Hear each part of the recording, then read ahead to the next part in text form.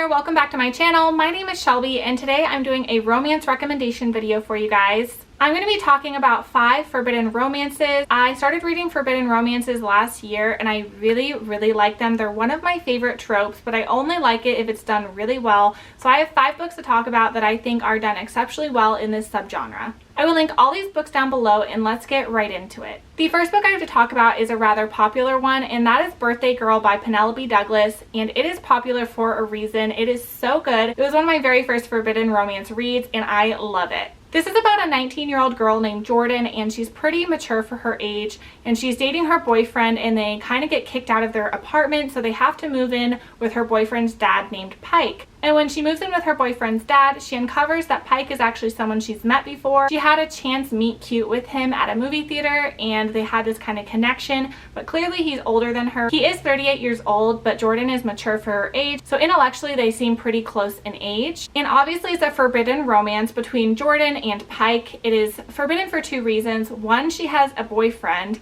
and then 2, they are about 20 years apart. But before you go writing this one off, it is not particularly a cheating book. She doesn't cheat on her boyfriend. Nothing happens until after their relationship is absolved.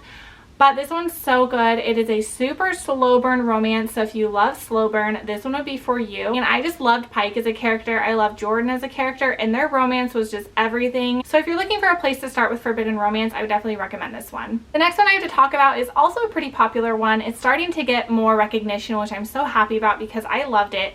And that is On the Island by Tracy Garvis Graves. This is about a teacher named Anna. She is 30 years old and she gets hired to do tutoring over the summer for this really rich family. And the guy she'll be tutoring is TJ, who is 16 years old. They take a private charter plane to go to a remote island, but as they're in air, they do crash and they are stranded on an island. So TJ and Anna are forced to survive on this little island and no one knows where they are. They actually get stranded there for years, and it is a romance between both of them and a survival story, which I found so good. And nothing really happens between them until he becomes of age, so it is not like an underage romance story. He is an adult when they do start a romance, so if that's something you're worried about, there's really no concern of that here. And this one's forbidden for 2 reasons. Obviously, A, it is a student-teacher relationship, and B, they have an age gap. And I like that this story is told half on the island and half after they leave the island.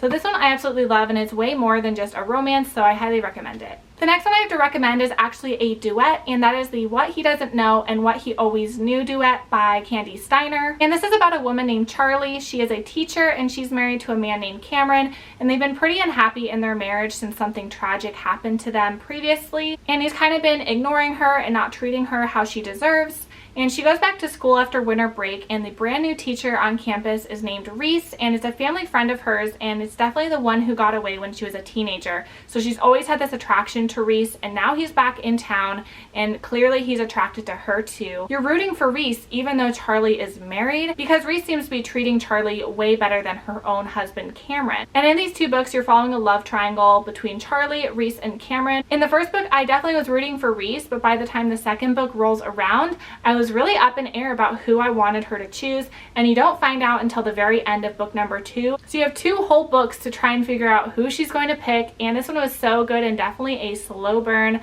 of who she's going to choose. And I really do like who she chose. There is a 3rd book that focuses on the man that she didn't choose, and I didn't love that one as much, but I definitely think the duet is where it's at. The next book I have to talk about is Heartbreak Warfare by Heather Orgeron and Kate Stewart, and this one is a military romance, so if that's your thing, I think you would really like this one. It's about a girl in the army named Amy, and she's also married to someone who is active duty named Gavin, and they have a little son named Noah, and she gets deployed to the Middle East for 12 months, and so she ends up going overseas, and while she's there she meets a guy named Briggs, and he flirts with her, but she's married so she doesn't have any kind of romance with him. But while they're there they get taken hostage, and they're stuck in this hostage situation for a long time, and it is really grueling, and it's actually really hard to read about. It's very emotional, and so her and Briggs have this connection, and when they leave there, only they know how it was and only they know how the other person feels.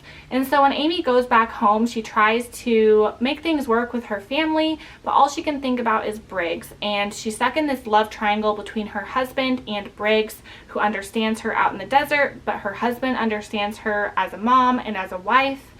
and it's definitely this give and take. You're kind of wondering who she's going to choose, and you don't really know what the right choice is. They both seem like a good choice.